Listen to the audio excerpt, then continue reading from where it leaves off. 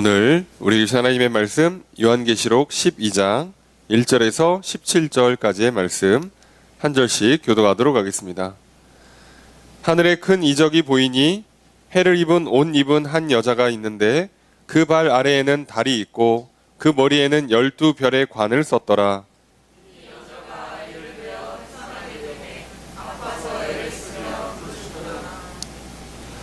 하늘에 또 다른 이적이 보이니 보라, 한 큰 붉은 용이 있어 머리가 7이요 뿔이 10이라. 그 여러 머리에 7 왕관이 있는데 그 꼬리가 하늘의 별 3분의 1을 끌어다가 땅에 던지더라. 용이 해산하려는 여자 앞에서 그가 해산하면 그 아이를 삼키고자 하더니 여자가 아들을 낳으니 이는 장차 철장으로 만국을 다스릴 남자라. 그 아이를 하나님 앞과 그 보좌 앞으로 올려가더라. 그 여자가 광야로 도망하며 거기서 1260일 동안 그를 양육하기 위하여 하나님께서 예비하신 곳이 있더라. 하늘에 전쟁이 있으니 미가엘과 그의 사자들이 용과 더불어 싸울세. 용과 그의 사자들도 싸우나 이기지 못하여 다시 하늘에서 그들이 있는 곳으로 오지 못한지라.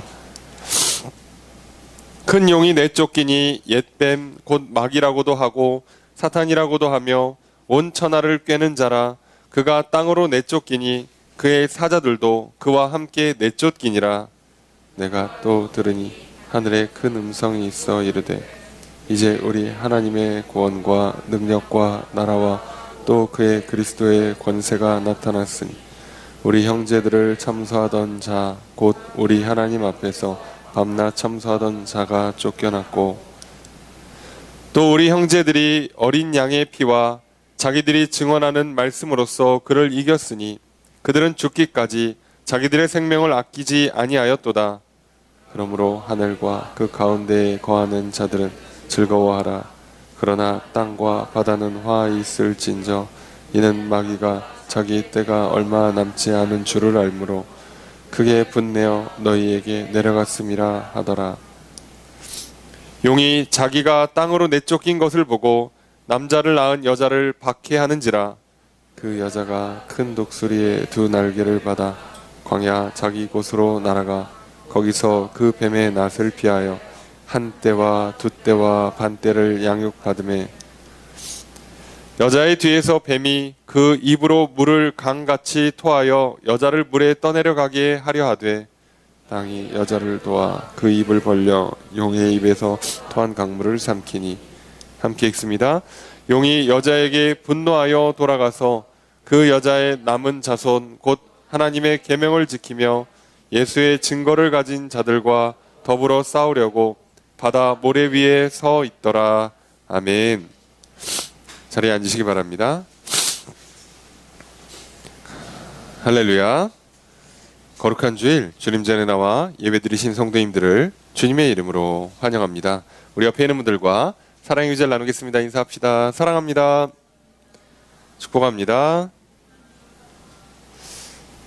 이 시간 주 앞에 나와 예배드리신 성도님들에게 주님의 크신 은혜가 함께 있기를 주의 이름으로 축복합니다. 우리는 주일 낮 예배 시간을 통하여서 요한계시록 말씀을 살펴보고 있습니다. 우리는 지난주까지 요한계시록의 이제 중심 메시지라고 할 수 있는 3가지 대재앙의 말씀을 살펴보았습니다. 그 중에서 이제 2번째 재앙까지를 살펴보았죠. 이제 그렇다면 이제 오늘 우리는 3번째 대재앙을 살펴볼 차례입니다. 그런데 오늘 본문인 요한계시록 12장부터 14장까지는 3번째 대재앙인 대접재앙이 나오는 게 아니라 중간에 다른 환상이 또 하나가 나옵니다. 이렇게 중간에 이렇게 환상이 나오는 것을 우리는 보통 이제 막간 환상이라는 이름으로 이제 부르죠. 그럼 이제 이렇게 재앙이 연속적으로 나오다가 중간에 이렇게 다른 내용이 장면이 전환되면서 환상이 보일 때에는 대부분 특별한 의미들이 있다고 말씀드렸습니다. 먼저 이 첫 번째 대재앙인 인재앙에서 보면 인재앙이 하나, 둘, 셋, 넷, 다섯, 여섯, 7가지 인재앙이 쭉 진행이 되는 동안에 6번째 재앙과 7번째 재앙 사이에 갑자기 다른 환상이 하나 또 보이게 되죠. 그 내용이 14만 4천 명 그리고 허다한 무리가 하나님 앞에 나아가서 하나님 앞에서 예배를 드리는 장면입니다. 그래서 이 환상을 통해서 재앙이 끊임없이 찾아오는 그 성도들의 삶 가운데 하나님께서 성도들을 지켜주시고 영원한 하늘나라에 들어가게 하시고 영원한 하늘 예배에 참여하게 하신다는 것을 보여주시는 거죠. 그걸 통해서 재앙의 한복판에서 살아가야 되는 성도들에게 위로를 주시고 또 승리를 확신할 수 있도록 힘을 주시고 그리고 하늘에 대한 하늘 예배에 대한 소망을 갖게 하시죠. 자, 그리고 나서 이제 또 두 번째 대재앙인 나팔 재앙이 첫 번째부터 일곱 번째까지 쭉 진행되는 그 사이에 여섯 번째 나팔 재앙과 일곱 번째 나팔 재앙 사이에도 또 환상이 하나 나오게 됩니다. 그 환상은 두루마리와 두 증인에 관한 환상이라고 이제 우리가 살펴본 환상입니다. 이 환상을 통해서 재앙이 끊임없이 반복되는 인생 가운데 성도들이 복음을 받아서 먹고 그 복음을 다시 계속 반복해서 전하는 증인의 사명을 갖고 살아가라 라고 말씀하시는 거죠. 그래서 재앙이 반복되고 있는 성도들의 삶 가운데 말씀을 받아 먹는 사명 그리고 그 말씀을 전하는 증인의 사명 그래서 재앙 가운데 사명을 갖고 살아가라 말씀하십니다. 자, 이렇게 첫 번째 대재앙 사이에서는 소망을 갖게 하시고 두 번째 대재앙 사이에서는 사명을 갖게 하셨어요. 자, 그러면 이제 우리는 첫 번째 대재앙도 끝났고 두 번째 대재앙도 끝났고 이제 세 번째 대재앙이 시작되려고 하는데 그 사이에 또 환상이 하나 보이게 됩니다. 도대체 이 환상 가운데는 또 무엇을 말씀하려 하시는 걸까요? 이미 앞선 환상들을 통해서 재앙 한복판에서 천국을 향한 하늘 예배를 향한 소망을 가지라고 말씀을 받아 먹고 그 말씀을 전하는 소명, 사명을 갖고 살으라고 하셨는데 뭐 사실 말씀 다 하신 것 같은데 뭐가 더 필요할까? 이제 우리에게는 뭐 더 특별히 필요할 것 같지 않은데 오늘 12장부터 14장까지 진행되는 이 중간에 껴들어온 환상을 통해서 또 하나 굉장히 중요한 말씀을 우리에게 전하고 있습니다. 그것이 뭐냐면 성도들이 이 재앙의 한복판 가운데 영적 전쟁을 치르라 하시는 거죠. 우리는 영적 전쟁을 치르는 거에 대해서 생각보다 잘못된 관념을 갖는 경우가 굉장히 많습니다. 게다가 우리가 가장 많이 알고 있는 건 싸움은 안 하는 게 최선이다 라는 거죠. 피하는 게 상책이다. 그런데 이것이요, 하늘나라의 개념은 아니에요. 성경의 개념은 싸움을 피하라 가르치는 적이 단 한 번 있지 않습니다.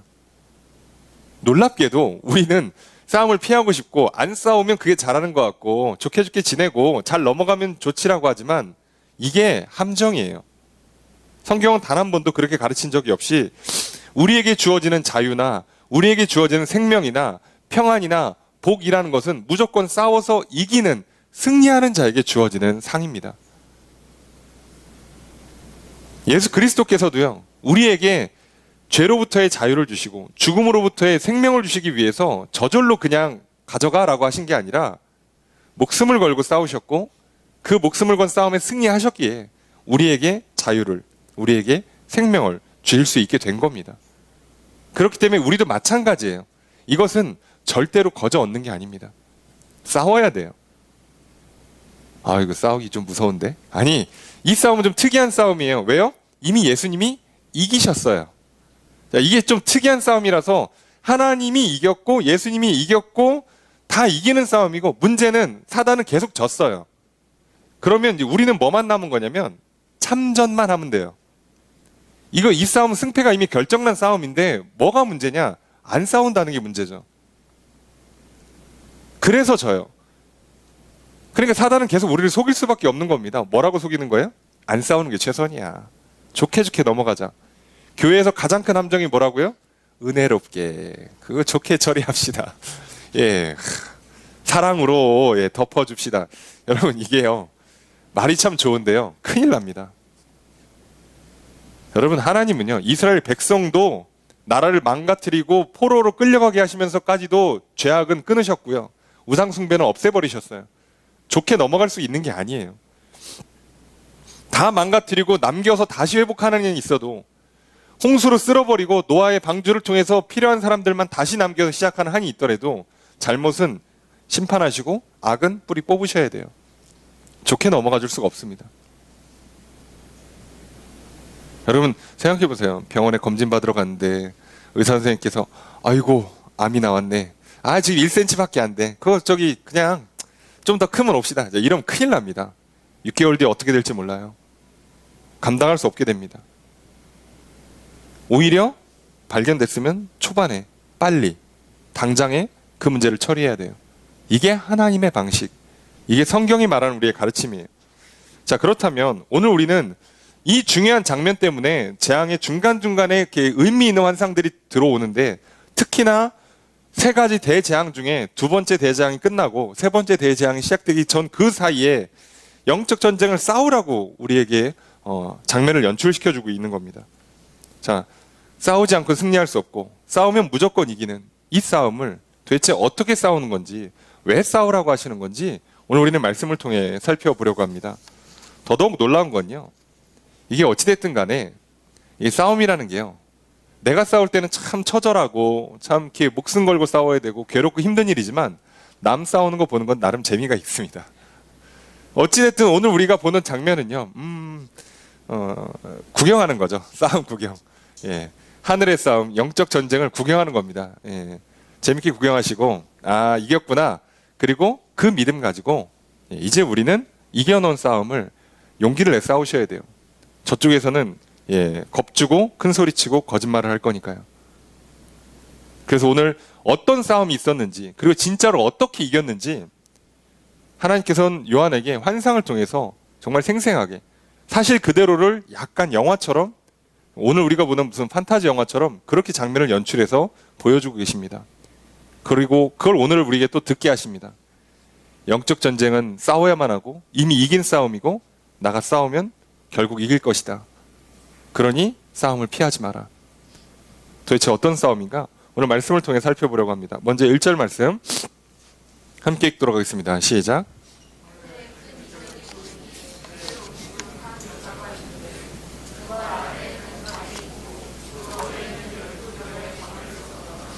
1절에 하늘에 큰 이적이 보인다라고 시작합니다. 하늘에 큰 이적이 있다. 분명히 재앙의 환상들을 보고 있다가 갑자기 다른 이적을 보는 거예요. 장면이 전환된 거죠. 해를 입은 한 여자, 자, 태양을 옷 입었다는 뜻이죠. 그 발 아래는 달이 있어요. 발에는 달이 있고요. 그리고 머리에는 12별의 관을 썼어요.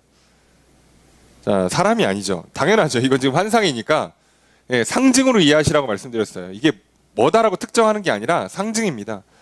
해를 옷 입었다. 여러분, 태양을 어떻게 옷을 입어요? 그 태양을 옷 입으면 여러분 볼 수나 있겠습니까? 눈부셔서? 못 보죠. 상징이에요.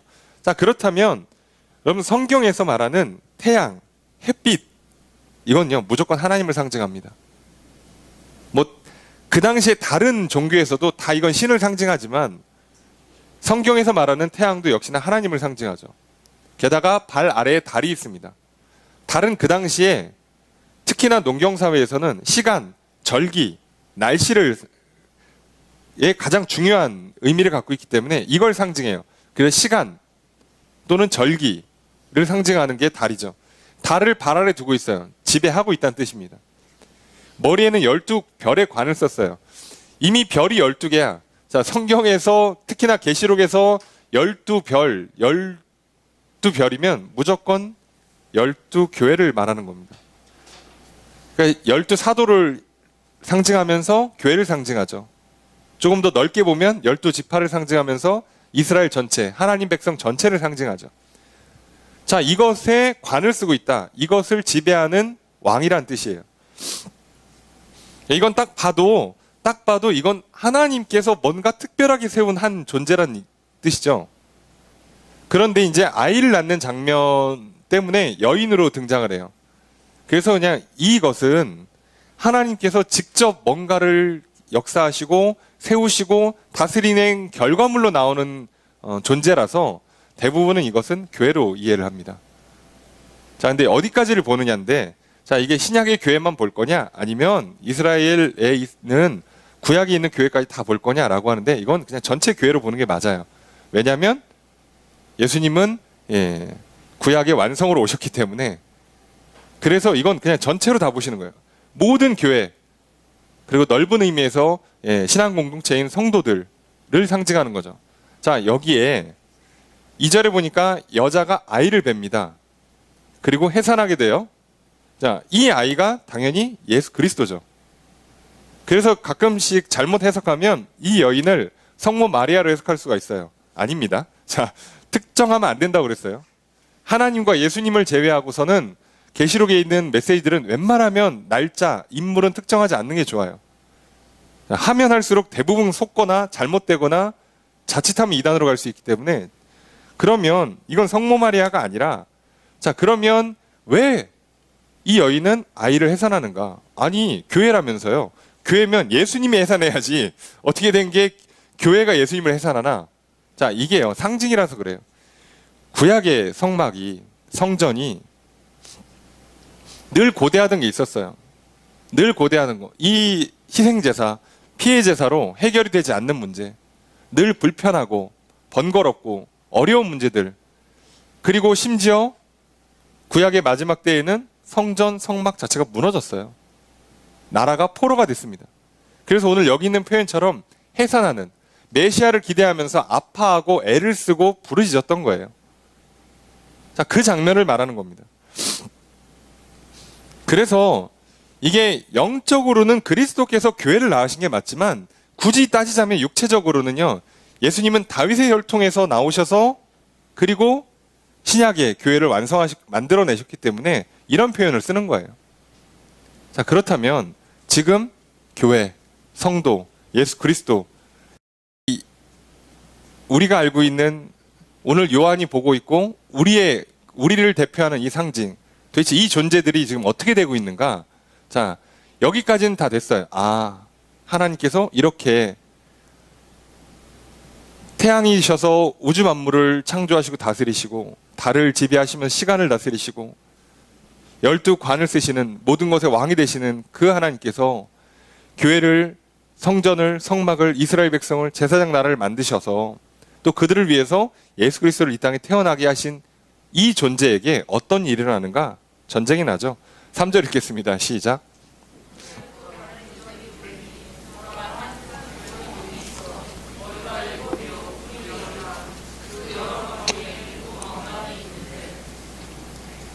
자, 그러면서 동시에 장면이 전환돼서 환상이 하나 또 나옵니다. 근데 여기에는 용이 나와요. 여러분들은 계속 영화나 만화나 뭐 이런 등등 의미 때문에 용은 뭔가 좋죠. 예. 이상하게 좋죠. 왠지 이렇게 나도 이렇게 용이 그려져 있는 옷 같은 거 입으면 왠지 이렇게 사람 세 보이고 돈 많이 벌 것 같고 막 성공할 것 같고 싸움에 이길 것 같고 막 그런 느낌이 있죠. 이미지라서 그래요. 고대나 지금이나 용은 다 그렇습니다. 자, 그런데 용이라는 게 좀 특이해요. 한 큰 붉은 용이에요. 자, 우선 커요. 그냥 큰 건 인정. 예. 자, 큽니다. 그리고 붉은 용이에요. 자, 붉은 용으로 나오거나 붉은 개념으로 나오는 건 어쨌든 성경에서 다 부정적인 개념입니다. 기본적으로는. 게다가 용이죠. 용은 구약에서 용으로도 나오고 또는 뭐 리워야단, 악어, 하마, 뭐 큰 뱀 등등으로 나오는 모든 건요 다 하나님을 대적하는 짐승들이에요. 자, 당연히 이 용은 사단을 지금 상징하고 있죠. 자, 이 용이 있습니다. 자, 그런데 머리가 7이에요. 오호. 자, 여기도 만만치 않아요. 머리가 7. 자, 권세가 많다, 힘이 세다, 똑똑하다, 지혜롭다 등등을 상징하는 표현이죠. 자, 분명히 커요. 그리고 머리도 커요. 많아요.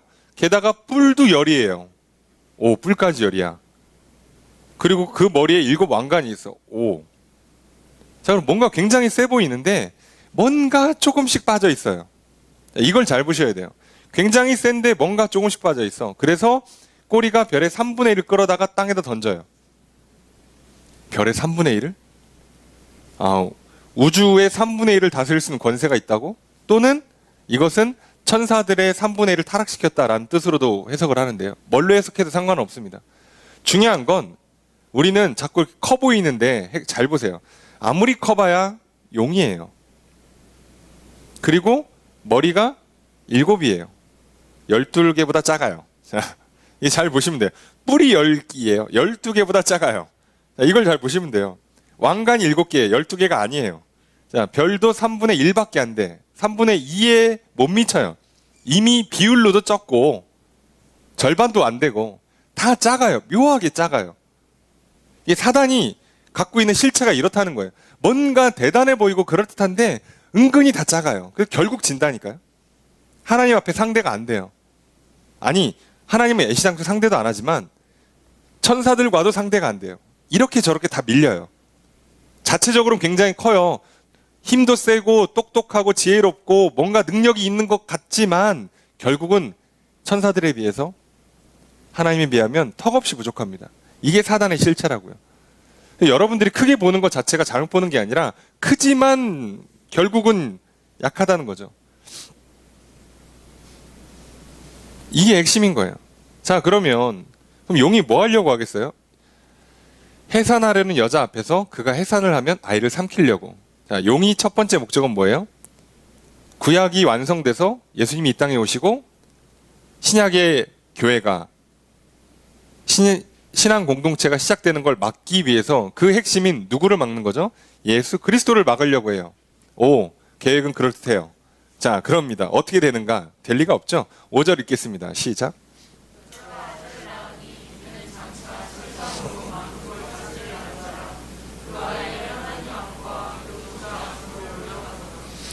뭔가 장면이 빨리 전환돼서 여러분들이 잘 못 보실 수 있는데 4절 분명히 끝에 해산하면 아이를 삼키려고 했어요. 그런데 그러거나 말거나 5절에 여자가 아이를 낳습니다. 자, 실패. 계획은 실패. 안 돼요. 여러분 이걸 잘 보셔야 돼요. 사단이 그럴듯한 계획을 갖고 있어요. 하지만 안 됩니다. 여인은 신경도 안 써요. 여러분 이게 중요한 거예요. 이게 뭔 상관이에요? 내가 이미 하나님께서 하시고자 하는 일을 이루는데 사단이 옆에서 막 방해하려고 막 계획을 세우고 있어요. 막 분위기도 몰아가고 막 큰 소리 치고 막 겁주고 난리를 쳐요. 그러거나 말거나 어차피 여긴 그냥 일하는 거예요. 뭐 어떡하라고? 예. 어차피 얘는 못 이겨요, 나를. 왜 신경 쓰냐 이거죠. 이게 성도들의 자세예요. 여러분, 사단 큰 거 인정합시다. 그래요. 머리도 좋아요. 지혜롭습니다. 능력도 있다니까 다 인정하는데 그래서 뭐만 하려고 그러면 성도들이 기도만 하려고 그러면 옆에서 겁주고 뭔가 막 하나님 말씀 붙들고 막 순종하고 막 꿈꾸고 막 소망을 갖고 막 도전하고 막 성장하고 복을 누리려고 그러면 옆에서 계속 막 겁주고 복주고 막 안 된다 그러고 망한다 그러고 걱정 근심을 주고 막 상처를 주려고 막 난리를 치고 할 때마다 우리는 어떻게 하면 돼요? 신경을 안 쓰시면 돼요. 아, 그렇구나. 그러거나 말거나. 그렇잖아요. 왜 신경 쓰냐고. 그런 존재가 아니에요, 처음부터. 이걸 잘 보셔야 돼요. 이 싸움이 어떤 양상으로 가고 있는가? 싸움 자체가 안 돼요. 게다가 그래서 아들이 낳았는데 이 아들은 보통이 아니에요. 철장으로 만국을 다스릴 남자라. 예수 그리스도는요. 만국을 다스리시는데 철장이라고 그러면 어색한 표현인데 쇠지팡이입니다. 쇠지팡이. 어린 양의 목자 되시는 예수님이 나무 지팡이가 아니라 쇠지팡이로 다스리세요. 그건 무슨 얘기예요? 옆에 이렇게 양을 치고 있는데 저 이렇게 일이나 뭐 늑대나 뭐 사자나 곰이 와. 예. 우리 인간적인 개념에서 목자가 양을 치는데 사자가 달려오면 사실 목자도 좀 무섭죠. 예. 내가 나무막대기밖에 없는데 어떻게 이겨? 자, 그런데 여러분 쇠지팡이면 좀 말이 달라지죠. 해볼 만하죠. 요즘 시대로 치면 그냥 뭐 총 하나 들고 있다 칩시다. 사자가 오든지 말든지. 예. 뭐 그거 뭐 총도 뭐 이렇게 약한 권총 말고 예, 그냥 샷건 이런 거 같은 걸로 쏘면 예, 사자고 뭐고 그냥 한 방이면 끝나요. 예. 뭔 상관이야? 와봐. 왔구나. 가까이 와. 좀 정확하게 맞추게 좀 가까이 와봐. 이렇게 쏘는 거죠. 저 멀리서 오는데 막 겁먹고 그럴 필요가 없어요. 신경도 안 쓰고 있다가 시야에 들어오면 왔어? 그러고 쏘면 돼요. 지금 예수님께서 사단을 대하는 방식이 이렇다는 거예요. 이 정도라고요. 이 정도밖에 안 되는데 문제는 양들이 겁을 먹는다는 거죠. 믿음이 없으면. 옆에서 막 오히려 목자를 쪼아요. 아니, 저기 목자님, 자, 사자가 온다니까요. 지금 야, 내가 맨 앞쪽에 서 있는데 나 잡혀 먹게 생겼다고 지금 어떻게 좀 해보세요. 라고 오히려 겁먹어서 난리를 치는 거예요. 근데 목자는 신경도 안 써요. 아니, 가까이 와야 때리지. 저 멀리 있으면 어차피 상관도 없고, 가까이 오면 쇠지팡이로 때려잡으면 되고, 그냥 아무 상관이 없어요. 근데 문제는 항상 양이 목자의 위대함을 못 보고, 자꾸 그렇게 저 멀리서 오는 용이 됐든, 뭐 사자가 됐든, 그거 보고 겁을 먹는다는 게 문제가 있는 거죠. 자, 그래서 이 싸움은요, 늘 믿음의 싸움이에요. 다른 싸움이 아닙니다. 여러분, 세상살이 하는 거 무섭죠? 예? 나보다 똑똑한 사람도 많고, 돈 많은 사람도 많고, 힘 있는 사람도 많고, 잘난 사람 많죠? 그들과 경쟁하려니까 무섭죠? 예, 무서운데요. 문제는 나에게는 쇠 지팡이를 들고 있는 목자가 있잖아요. 그게 중요한 거지. 아니, 누가 인정 안 해? 나보다 똑똑한 사람 많아요. 인정. 잘난 사람 많아요. 인정. 그거랑 상관없이 우리 목자가 더 센데 어떡하라고. 그냥 따라가면 이기는 걸 뭐. 저들이 가서 뭐 우물을 차지하고 강을 차지하고 예, 뭐 목초지를 차지하는 건 아무 상관없어요. 목자가 가서 다 내쫓으면 다 내 거예요. 왜 그게 중요하냐고. 주님께서 내게 복을 주시면 그거 다 내 거예요. 여러분, 가나안 땅에 아낙 자손이 살고 있으면 뭐 하냐고. 내쫓으면 내 거예요. 그 아낙 자손들이요, 이스라엘 사람들에 비하면 당연히 골격이 커요. 키도 크고 싸움도 잘하고. 그러거나 말거나. 예, 이기면 내 거지. 근데 이미 이기잖아요, 예수님께서. 이게 영적 전쟁의 실체고 우리 삶의 실제 모습이라고요. 우리가 이 믿음이 없어서 맨날 걱정 근심하고 두려워하고 흔들리고 겁먹고 그러다 보니까 맨날 이렇게 낙심하고 있고 좌절하고 있고 두려움에 빠져 있고 상처받고 실망하고 막 그 수치심과 죄책감에 막 빠져 있고 우리는 이렇게 사는 거죠. 그러니까 하나님 볼 때 얼마나 답답해요. 다 이겨놨는데 얘가 여기서 막 겁먹고 있어. 승리해서 왔는데 막 울고 있어. 그럼 예수님 당황하시잖아요. 너는 왜 그러냐. 맨날 예수님 말씀하시는 거예요. 뭔가 이상한데. 자, 이게 아니야. 자, 이겼단다 얘들아. 그런데 이기기 멀리 거요. 저기 그 용이 얼마나 큰데. 아니, 내가 이기고 왔다고. 용이 크다니까요. 자, 이러면 예, 오히려 그 쇠지팡이로 꿀밤 맞아요. 정신 차리라고. 정신 차리셔야 돼요. 이 싸움은 이미 이긴 싸움이라고요. 그게 영적 전쟁의 핵심이에요. 게다가요, 아이는 하나님 앞으로 그냥 올라갑니다. 아무런 방해나 제재나 어떤 걸 받지를 않아요. 그냥 올라가서 보좌 앞에 올려서 가요. 그래서 그냥 하나님 앞에 우리가 보통 표현하는 것처럼 하나님 보좌 옆에 앉으셔서 같이 다스리세요. 아무 상관이 없어. 용은 뭐 하는지 모르겠어요. 그냥 보고만 있는 거죠, 사실. 해본 게 없어요, 실제로. 그냥 그러고 끝나는 겁니다. 그러니 이게 뭐예요? 실제로는 어떻게 되는 거죠? 구약의 완성으로 예수님 이 땅에 오셨고, 오셔서 그리스도로서 사역하시고, 십자가에 달려 돌아가시고, 부활하시고 승천하셔서 하늘 보좌 우편에 앉아 계세요. 사단은 손도 못 써보고 그냥 지는 거예요. 끝입니다. 그래서 사단이 쓰는 전략은 못 이기니까, 이겨본 적이 없으니까 우리로 하여금 속이는 것밖에 할 수 있는 게 없어요. 그래서 뭐라고요? 야, 너 졌어 라는 거짓을 말하는 거예요. 하나님은 우리한테 이겼어라고 말씀하시는 거고, 사단은 우리한테 너는 졌어라고 말하는 거예요. 자, 중요한 건 우리가 누구의 말을 듣고 무엇을 믿고 살아가느냐에서 이미 싸움은 승부가 난다는 얘기죠. 그래서 우리는 실제로 싸우는 게 아니라 이 믿음의 싸움, 그래서 보통 영적 전쟁이라고 표현하는 싸움을 싸우는 거예요. 여러분, 제발 기도하시면서 막 사단아 물러가라고 막 외치고 그러지 마세요. 정 마음이 불안하고 그러시면 외치셔도 되는데, 예, 뭐 마음의 평안을 얻기 위해서 외치셔도 괜찮습니다. 그런데요, 그런다고 이기는 문제가 아니잖아요. 뭐 사단이 물러가면 이깁니까? 지금 저 멀리 있어도 내가 겁먹고 있는데 끝난 거지, 그러면. 그래서 하나님을 못 따라가게 만들고, 그죠?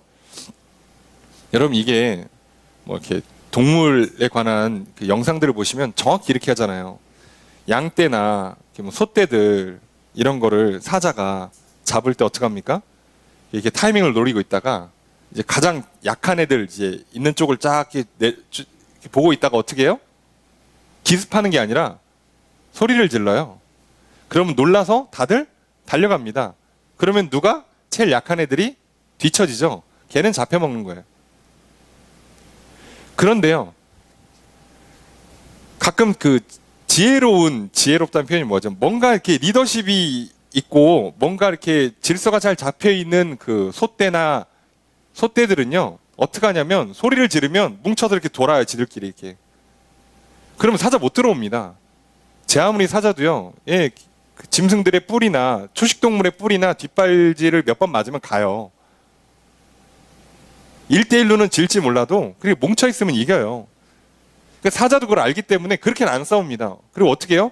겁줘서 도망가게 만들고 뒤처진 놈 잡아서 먹는 거예요. 거의 똑같은 방식으로 우리를 사냥합니다.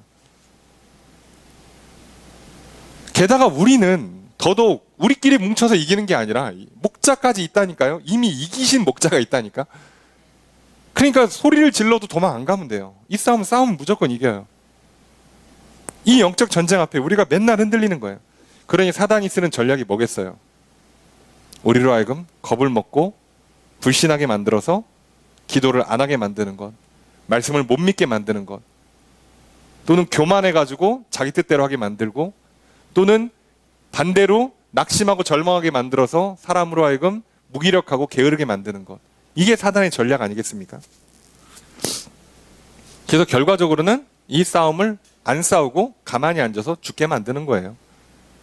그게 사단이 쓰는 방법입니다. 이게 끝이에요. 자, 그러면 6절에 보면 그 여자가 광야로 도망갑니다. 자, 이제는 뭐죠? 여자만 남았어요. 교회만 남았습니다. 예수님이 올라가셨고 이 땅엔 우리만 남았잖아요. 자, 그러면 우리는 어떻게 하냐? 여기가 도망한다고 표현돼서 좀 그렇지만, 이거는 도망한다고도 표현하지만 이 표현은요, 출애굽할 때 애굽을 나왔다는 표현이 이 표현이에요. 그러니까 이거는 입장에 따라서는 도망했다고도 보고 그냥 떠나왔다고도 봐도 돼요.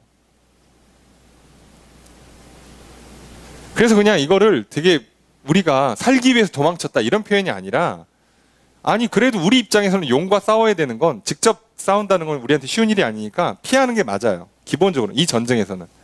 근데 이 광야로 도망치는 게 끝없이 도망치고 피하려고 하는 게 아니라, 여기가 어디냐? 안전한 곳이에요. 그러니까 분명히 모양새는 용이 막 오면 여자가 막 피하는 것 같지만 어디로 피한다고요? 피난처로, 성으로 피한다고요. 그러니까 이게 모양새는 도망치는 것 같지만 결국은 이 사람은 도망친 게 아니라 가장 안전한 곳으로 들어간 거죠. 광야가 그렇습니다. 왜요? 여기서 1260일 동안 그를 양육하기 위해서 하나님께서 예비하신 곳이에요. 하나님이 예비한 곳이라니까요. 하나님 예비한 곳. 그래서 이 광야 생활은요, 놀랍게도요, 안전해요. 애굽에 있는 것보다 광야가 훨씬 안전합니다. 뭐만 하면? 구름기둥, 불기둥만 따라가면 안전합니다. 아침마다 만나를 내려주시고 저녁마다 메추라기를 날려주시고 때를 따라 물을 내려주십니다. 그러니까 괜찮아요. 게다가 여기서 있는 기간이 얼마다? 1260일. 계속 계시록이 나오죠. 1260일, 42개월, 3년 반, 한때, 두때, 반때 해서 3년 반. 이게 다 같은 개념이라고 그랬잖아요. 근데 이 개념이, 날짜 개념이 뭐예요? 성도들이 말씀을 받아먹고 증인으로서 복음을 전하는 그 사명 완수의 기간이 딱 요때고요. 그리고 교회가 세상에서 핍박받는 기간도 딱 요만큼이고요. 그러니까 이게 같은 개념이에요. 그러니까 우리가 재앙을 만나면 살아가는 기간인 동시에, 사명을, 복음을 받아먹는 기간인 동시에, 사명하는 기간, 그 기간 내내 하나님 어떻게 하신다고? 용을 피해서 광야에서 구름기둥, 불기둥 따라서 안전하게 거기서 양육받아서 자란다고요. 이렇게 하실 거라고요. 여러분, 하나님께서 우리를 어떻게 하실 것 같습니까? 이 세상에서 어떻게 재앙을 피해요? 어떻게 경쟁을 피합니까? 못 피해요, 솔직히. 근데 그 삶을 어떻게 하신다고? 재앙의 기간만큼 똑같은 기간 동안 하나님은 우리를 위해서 구름기둥, 불기둥을 통해서 광야와 같은 삶을 살게 하신다고요. 기간이 같아. 사실상 장소도 같아요. 우리가 볼 때는 자칫 잘못 보면 하나님이 안 도와주시는 것처럼 보일 수 있지만 실제로는 양육하고 계시다고요. 오히려 건강하게 무럭무럭 잘 자라는 거죠. 그래서 우리의 이 땅의 삶은 오히려 믿음이 커지는 기간이고 과정이고 사명을 완수하는 성장하는 시간이에요. 여러분 처음에 하나님 믿고 막 그 체험하고서 막 그 은혜 받고 눈물 흘리고 막 뜨거운 가슴을 갖고 있다가 점점점 식어서 와 나중에는 정말 겨우 천국에 들어가는 수준으로 가는 게 아니라 그걸 시작으로 계속 성장하는 거라고요. 이게 하나님 나라의 방식이에요. 자, 그러니 내가 사는 동안 내내 하나님은 그대로 예비하십니다. 그대로 인도하십니다. 양육하십니다. 보호하십니다. 흔들리지 마십시오. 아무것도 없어 보이는 광야 생활이 놀랍게도 가장 안전한 곳이에요. 모든 게 다 갖춰져 보이는 애굽의 생활이 이스라엘 백성들 입장에서 노예 생활한 거예요. 그리고 그 광야 생활을 끝낸 이스라엘 백성들에게 약속의 땅, 복된 땅, 가나안 땅 열악되는 겁니다. 자, 이렇게 이 싸움이 되게 싱겁게 끝나요. 그렇다고 가만히 있을 또 사단이 아니겠죠. 자, 7절과 8절 함께 읽겠습니다. 시작.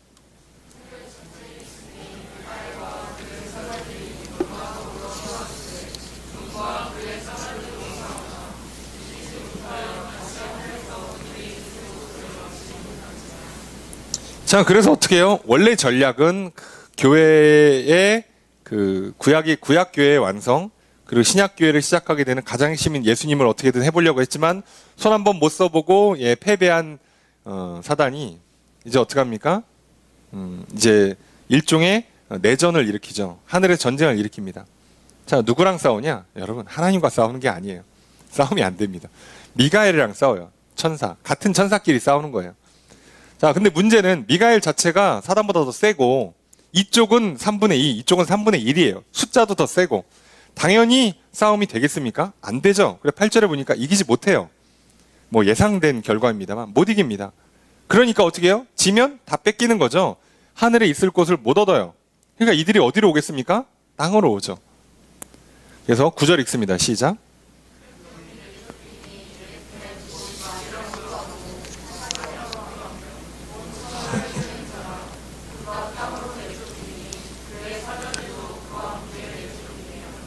자, 그래서 하늘에서 얻을 것을 잃어서 땅으로 옵니다. 예. 그래서 이 땅으로 온 용이 어떻게 되냐? 옛 뱀. 예전엔 용이었는데 지금은 뱀이에요. 자, 어떤 건지 아시겠죠? 실제는 그 정도밖에 안 된다고. 하늘에선 용이었을지 모르겠지만 여기선 뱀밖에 안 되는 겁니다. 예. 마귀, 사탄, 온 천하를 꿰는 자, 날 때부터 거짓말하는 자, 거짓의 아비라고 표현되는. 그러니까 이 존재의 특징이 뭐예요? 그냥 사기꾼이에요. 거짓말쟁이라고. 하늘에서도 못 이겼고 사실 땅에서도 못 이겨요. 근데 이 사단이 할 수 있는 유일한 승부수는 거짓말이에요. 그러니까 주먹 싸움으로 안 되니까 말싸움 하는 거지. 찌질하게. 그죠? 예, 근데 어떻게 문제는 거기에 넘어가는 인간들이 있다는 거죠.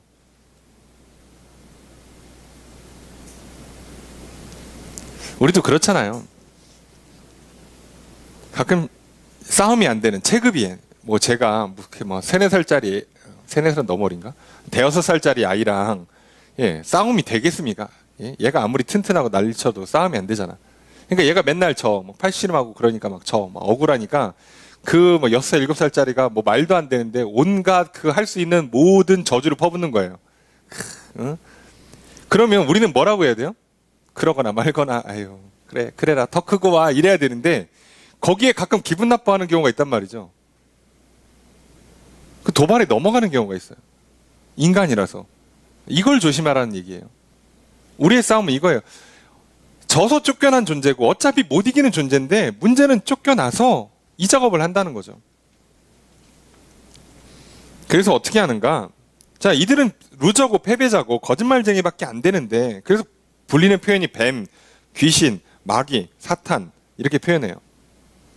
자, 마귀나 사탄은 사실상 뭐 하나님을 대적했던 루시퍼의 그 개인명으로 이해하시면 되고요.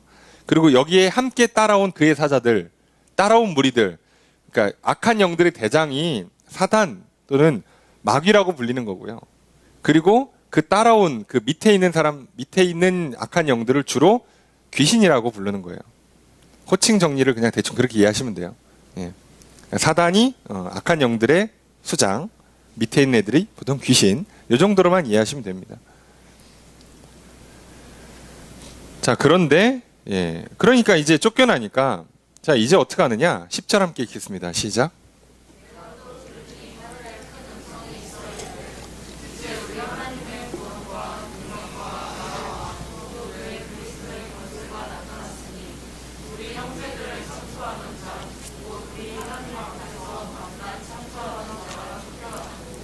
자, 이게 쫓겨났습니다. 자, 하늘에서는 대대적으로 선포해요. 야, 사단은 졌어. 쫓겨났어. 자, 공식적으로 선포하는 큰 음성으로 하나님의 구원과 능력과 나라와 그리스도의 권세가 나타났다 하면서 패배를 선언해요. 야, 게임 끝난 겁니다. 재도전 할 것도 없고 이건 끝난 게임이에요. 자, 그래서 이게 어떤 문제가 생기냐? 이 싸움은 이미 끝났고 이제 사단은 찌질하게 뭐를 물고 늘어지냐? 우리 형제들, 성도들을 물고 늘어지는 거예요. 끝까지. 근데 어떻게 물고 늘어지냐? 참소하는 거예요. 참소하는 자. 그러니까 원래는 바로 옆에 참소하다가 쫓겨나갖고 이제는 건수 물어다가 참소해요. 참소가 고발이거든요. 고소고발. 그러니까 이전에는 말도 안 되는 것 같고 뭐 거짓말해서 시비를 걸었다면 이제는요 계속 유혹해가지고 죄를 짓게 만들고 죄 하나 지으면 하나님 예보래요. 자, 얘 죄 졌잖아. 얘 어떻게 해야지. 이렇게 해서 사망으로 왕노릇 하려고 좀 난리를 치는 거예요. 이거 하려고 난리를 치는 거예요. 자, 그러면 어차피 그래봐야 하나님은 안 되는데 문제는 우리잖아. 그럼 성도들은 어떻게 되는가? 오늘 본문 핵심이 이겁니다. 11절 함께 읽습니다. 시작.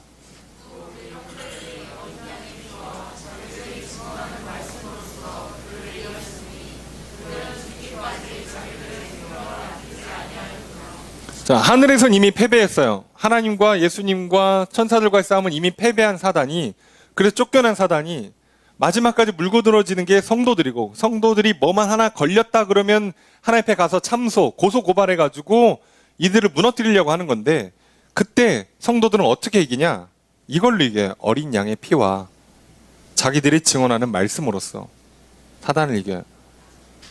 사단이 와서 고소고발합니다. 그리고 뭐라고? 야, 너 나랑 같이 법정 가자. 하나님 앞에 서봐. 넌 죄졌지? 너 나쁜 생각했지? 너 교만하지? 너는 야 지옥이야. 막 이렇게 참소 고소고발하죠. 우리도 살다가 고소장 날라고 그러면 좀 무섭잖아요. 예. 사단이 그걸 실시간으로 날린단 말이에요. 우리한테 죄책감을 주고, 그죠? 수치심을 주려고 그러고, 절망을 주고, 낙심을 주려고 계속 날려요. 날리는 방법은 뭐 수만 가지인데 어떻게든 날려요. 뭐 시기, 비교, 질투, 뭐 욕먹게 하고 난리를 쳐가지고 어떤 방식이 됐든 간에 하여간에 우리를 계속 무너뜨리려고 이렇게 할 때 우리는 뭘로 이긴다고요? 어린 양의 피. 야, 근데 예수님이 괜찮다는데? 용서하셨다는데? 죄값 치렀대. 그럼 된 거잖아요. 내가 빚을 졌는데 예수님이 갚아줬어요. 그럼 게임 끝난 거잖아요. 근데 와가지고 자꾸 나한테 속여. 야, 빚 갚아야지. 무슨 소리야. 예수님이 갚아줬잖아. 이거 안 속네? 그러고 가는 거예요. 자, 속았으면 털리는 겁니다. 야, 이 싸움이에요. 우리 영적 전쟁이라는 게 놀랍게도 이 싸움이에요. 야, 너는 죄 졌잖아. 넌 지옥이야. 라고 할 때, 무슨 소리야. 하나님 나 천국이라는데? 이거 안 속네? 그럼 가는 거예요. 여기는 아무 힘이 없어요. 뭘 끌고 내려가지도 못합니다. 이 싸움을 싸우는데 이걸 진다고 사람들이, 아니 안 믿는 사람들은 그렇다 치고 성도들도 가끔씩 이 싸움을 진다고요.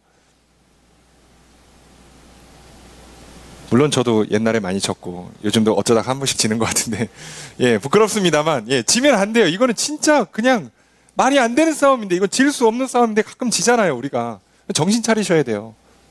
완전 프로 사기꾼이에요. 한 틈만 나면 하여간 와서 입만 열면 거짓말이에요.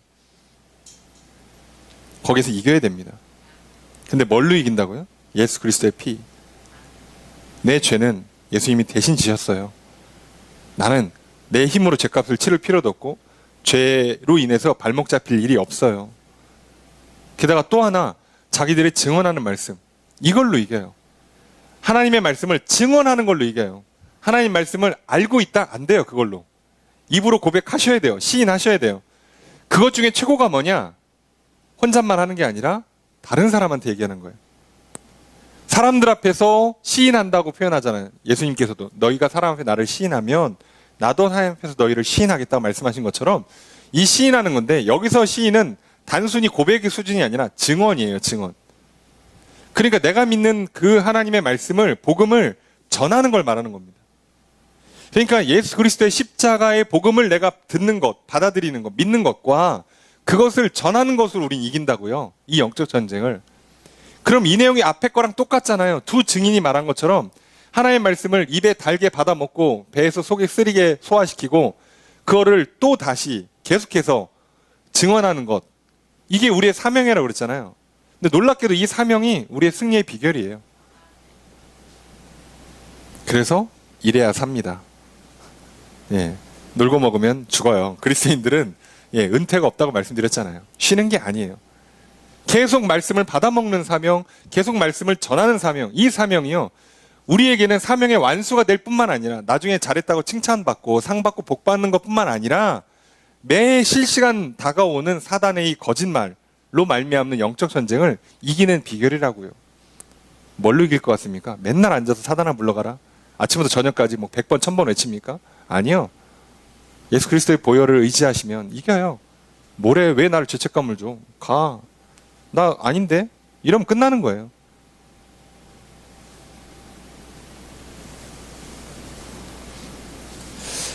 여러분, 사단이요, 정죄하고 죄책감, 수치심에 빠지게 만들어요. 수없는 평가를 줍니다. 하나님께서 괜찮다는데 우리는 세상의 평가에 너무 많이 흔들리죠. 하나님께서 너는 괜찮아, 넌 아름다워, 너는 충분해, 너는 완전해 라고 얘기해 주는데 하나님 얼굴이 별론데, 생긴 게 별론데, 집안이 안 되는데, 성적이 이게 안 될 것 같은데요. 그러면 지는 거예요. 아, 하나님 이걸로 충분하다고요? 오케이, 믿습니다. 아멘. 그리고 사단이 와서 야, 너 그 얼굴로 세상 어떻게 살아? 너 그 성적으로 어떻게 살아? 너 그 정도 재산 갖고 세상 어떻게 살아? 너 그거밖에 안 되는데 어떻게 하냐고 라고 할 때 우린 뭐라고 하면 된다고요? 하나님이 된대, 괜찮대, 가. 그리고 그냥 우리는 할 일 하시면 돼요. 이게 영적 전쟁의 승리의 비결이고 이거밖에 없어요. 우리한테는. 세상에서 오는 많은 비교들, 평가, 비판, 비난, 저주, 수군거림, 뒷담화, 그냥 뭐 밑도 끝도 없이 대놓고 욕하는 것 등등, 여러분 이 세상에서 흔들리지 마십시오. 낙심하지도 마십시오. 여러분 슬퍼하고 넘어지면 오히려 그때 진짜 제대로 된 슬픔이 찾아옵니다. 빠지지 마십시오, 슬픔에. 여러분, 이기는 자들에게요, 이렇게 말싸움 걸어오는 게 어떻게 보면 당연한 거예요. 주먹 싸움으로 안 되니까 말로 이렇게 입으로 터는 거 아닙니까? 그냥 불쌍히 여겨주시고 그런가 보다 하고, 사단이 오면 오우 사단 왜 또 왔어 이러지 마시고, 아유 너도 참 대단하다, 징하다, 또 왔어, 안 되니까 이제 또 입 털라고 해봐. 그럼 또 이제 시작하겠죠. 너 그 얼굴에, 그 성격에, 그 외모에, 그 능력에 어떻게 돼? 다 얘기했냐? 가. 자, 예수님 괜찮대. 난 그냥 기도나 할란다. 가. 이러면 되는 거예요. 이 싸움을 싸우시라고요. 이 싸움을 멈추면 져요. 계속 듣고 있으면 넘어집니다. 계속 듣지 마시고, 듣다가 그냥 적당한 때쯤 고백하시고 선포하시고 하시면 이기는 거예요. 여러분, 십자가의 복음을 믿는 것, 그것을 전하는 것이 우리 유일한 승리의 비결이에요. 예수님 사단이 뭐라고 얘기해도 예수님 나를 사랑하셔, 죽기까지 하셨는데 뭐가 문제겠어요? 야, 너는 대신 죽어주는 사람이 있냐? 한마디 하면 끝나는 거 아니야? 에이, 친구도 없네 이러면 이제, 에이, 넌 구원자도 없네, 에이, 찌질하기는. 자, 이러고서는 싸워야지. 뭘 우리가 당해가지고 나 이렇게 사람도 없고 친구도 없고 능력도 없고 어떻게 사나. 내가 진짜 찌질해지는 거예요. 하나님이 창조하시고 그 온전한 지혜로 창조하시고 지으시고 보시기 좋아하셨고, 죄 때문에 망가진 나를 다시 살리기 위해서 예수 그리스도를 보내주셔서 십자가에서 피를 흘리기까지 하셨는데 뭐가 문제예요? 내가 뭐가 부족합니까? 뭐가 안 되겠냐고요? 아니, 비교적 돈이 좀 적을 수 있어요. 능력이 적을 수 있어요. 그건 그거고, 그거 뭐 뭔 상관이에요? 어차피 100년 동안 있다가 다 쓰지도 못하고 갈 거. 아무 상관이 없잖아요. 이게 우리가 싸운 싸움이에요. 그리고 그래서 성도들은요, 자기들의 생명을 아끼잖아요. 죽기까지 싸웁니다. 이 싸움은요, 목숨 걸고 싸우는 거고요. 이 싸움에서 사실 인생이 결정나기 때문에 여기에 목숨 걸고 싸우는 거예요. 그렇게 하시면 됩니다. 그래서 뭐라고요? 하늘과 땅 가운데 거하는 자들은 즐거워하라 이거예요. 성도들한테는 즐거워하라고 얘기하고 땅과 바다는 화이슬. 세상은 저주라는 거예요. 왜요? 사단이 활개치니까. 세상은 망했지만 성도들은 즐거워요. 왜요? 이겼으니까요. 우리가 이 말도 안 되는 이 양극에 살고 있다고요.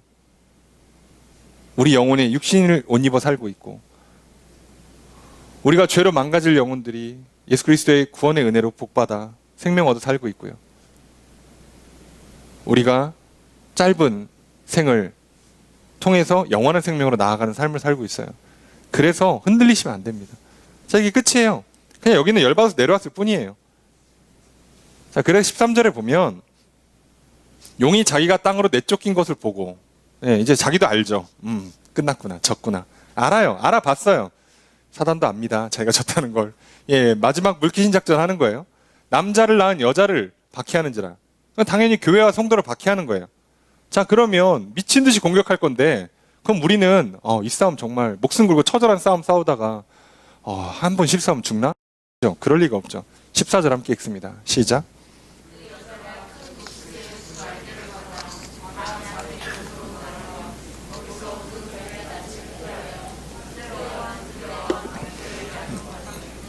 이미 시간은 또 아시죠? 한때, 두때, 반때, 그저 3년 6개월, 42개월, 1260일. 자, 어차피 그게 우리가 고통받는 기간이면서 사명 완수하는 기간이면서 그냥 쉽게 생각하면 인류의 역사 또는 개인의 인생이라고 보시면 돼요. 내내 하시는 거예요, 내내. 우리 인생 내내 재앙과 고통이 올 거고요. 우리 인생 내내 하나님의 보호가 있을 겁니다. 자, 그러니까 이건 어차피 상관없는 거고, 핵심은 뭐냐? 그 여자가 큰 독수리의 두 날개를 받아요. 그래서 광야 자기 있는 곳으로 날아갑니다.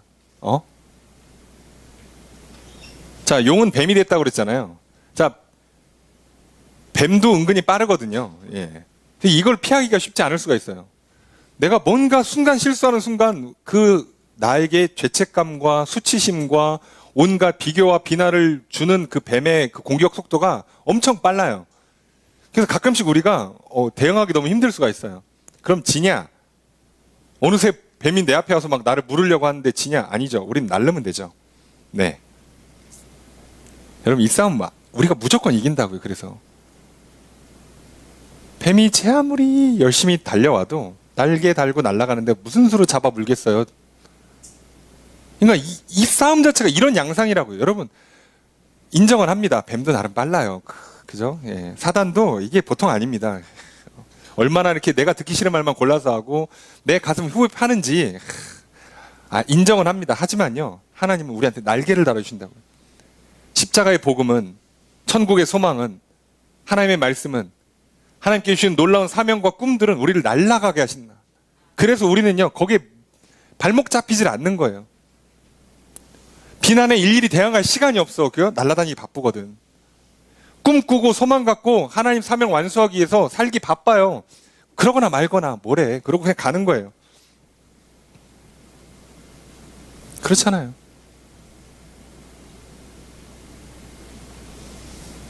저는 그렇게 생각해요. 이단들이 뭐 교회를 공격할 때 일일이 대응하는 것도 좀 별로라고 생각합니다. 뭘 그렇게 대응해. 우린 이단이랑 싸웁니까? 그냥 그러라고 하고 마지막 발악이라고 생각하고 그냥 계속 복음 전하시면 돼요. 기도 많이 하시고 말씀 많이 읽으시고 복음 전하시면 돼요. 그러거나 말거나 뭔 상관이냐고. 어차피 걔네는 우리 발목 못 잡습니다.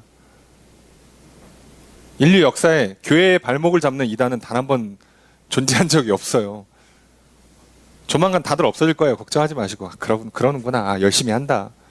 와, 진짜 쟤네 요즘 나온 애들은 너무 강력한 거 아니야? 강력한 거 인정하는데요. 조만간 사라지니까 걱정하지 마세요. 강력하지만 있었는데 없어요. 자, 그러니까 신경 쓰지 마시고. 이게 방식이에요. 또 하나가 있죠. 15절, 16절 읽겠습니다. 시작.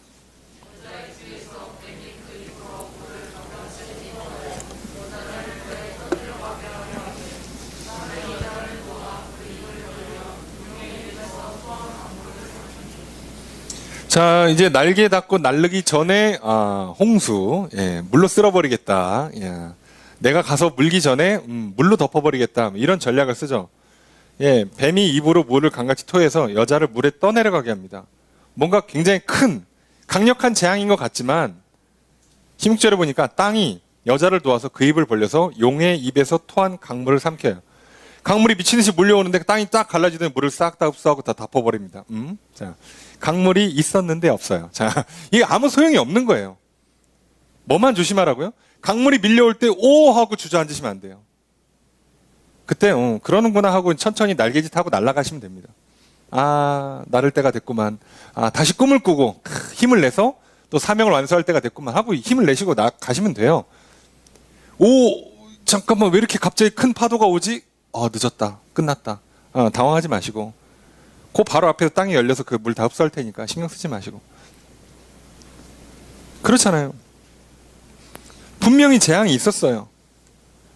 분명히 나를 향한 비방과 핍박이 있었는데 내 귀에 들리기 전에 사라져요. 분명히 대적이 와서 나를 향해 주먹을 날리는데 분명히 코앞까지 오는데 여기서 멈춰. 그럼 안 때린 거잖아. 난 안 맞았잖아요. 그럼 뭐 그 신경 씁니까? 그런가 보다. 그리고 어차피 주먹이 날라오는데 어차피 내 얼굴에 닿지 않을 거니까 그냥 보고 있다가 이제 공격이 코앞에 왔으니까 조금 더 힘을 내서 빨리 날아가야겠구나. 그리고 이제 날아가시면 돼요. 어차피 안 닿는다고요. 사단의 공격은 원래 안 닿는 거라고. 우리한테 닿질 않는다고요. 겁먹지 마십시오. 오늘날 코로나라는 재앙이 또는 뭐 여러 가지 삶에서 우리 삶 펼쳐오는 많은 재앙들이 있죠. 건강의 재앙, 뭐 물질적으로 오는 재앙들, 인간관계에서 오는 재앙들. 그거 나를 못 무너뜨려요. 오긴 옵니다. 예. 있겠죠. 코로나뿐만 아니라 수많은 균들이 어딘가 떠돌아다니고 있겠죠. 수많은 재앙들이 나를 향해서 오고 있겠죠. 예. 안 오는 건 아니에요. 근데 오거나 말거나 닿질 않는데 뭘. 잘 생각해 보세요. 출애굽의 재앙에서 마지막 그 10번째 재앙을 보시라고요. 어린 양의 피로 문설주에 피를 바르니까 분명히 죽음의 재앙이 오는데 그 집 안으로 들어가지를 못하잖아요. 그럼 뭔 상관이에요? 아무 상관없는 거잖아. 그냥 전날이랑 똑같이 밤에 자고 일어났더니 아무 일 없더라잖아요. 된 거잖아요. 저 집은 막 첫 번째 짐승이 죽었고 첫 번째 아들이 다 죽어서 난리가 났는데 나는 괜찮잖아요. 그럼 된 거 아니냐고. 문딱 열고 왔는데 막 저 집은 죽었대. 우리 집도 오늘 죽나? 이러지 마시고. 그럼 끝난 거잖아요. 난 이겼잖아요. 안전하잖아요. 이게 하나님 방식이에요. 그래서 17절 말씀은 이렇게 해도 지고 저렇게 해도 지고 진 용이 열받아가지고 2차전 준비한다는 얘기입니다. 2차전은 다음 주에 살펴보겠습니다. 아니죠. 내년에 살펴보겠습니다. 어차피 그래봐야 또 질 텐데 그래도 싸움 구경이 재밌는 거 아니겠습니까? 예. 이게 끝이에요. 뭔 내용이 없어요. 사실 계시록이 좀 어려워 보이긴 합니다. 사실 좀 이렇게 헷갈리기도 하고 복잡하지만 핵심은 이거잖아요. 어차피 사단은 예수 그리스도를 방해하고 싶었고 구원의 사역을 막고 싶었고 교회를 무너뜨리고 싶었지만 단 한 번 성공해 본 적이 없고 다 본 적이 없어요. 그래서 마지막 발악으로 하는 게 말로 속이고 그럴듯한 장면을 연출해서 겁을 주는 것밖에 할 수 있는 게 없어요. 실제로 우리한테 닿지도 않아. 효력도 없는 거야. 그저 장면만 눈에 그렇게 보이고 귀에 그렇게 들리는 것밖에 없는데 간혹 우리가 믿음이 약해서 거기에 넘어질 수가 있다고요. 그걸 조심하십시오. 그 싸움을 이기는 비결은 딱 하나. 예수 그리스도의 십자가 보혈. 그 복음을 듣고 믿으시고 그 십자가의 복음을 전하는 삶 사시면 됩니다. 그럼 이깁니다. 이겨서 늘 이 땅에 사는 동안에 하나님 안에 안전하게 거하시고 늘 성장하시고 강해지시고 그리고 늘 잘했다 칭찬받으시고 상과 복을 누리시면서 광야 생활을 평안히 하시고 영원한 하늘나라 그 가나안 복된 땅 들어가시는 저 여러분들이 되시길 바랍니다. 오늘 또 그렇게 우리에게 놀라운 승리를 예수 그리스도께서 허락해 주셨습니다. 그 믿음 가지고 이 세상에 어떤 비난과 속임과 또 눈앞에 펼쳐지는 어떤 두려운 장면이 있다 할지라도 여러분 늘 담대하시고 평안하시고 승리하셔서 살아가시는 저 여러분들이 되시기를 주의 이름으로 축복합니다.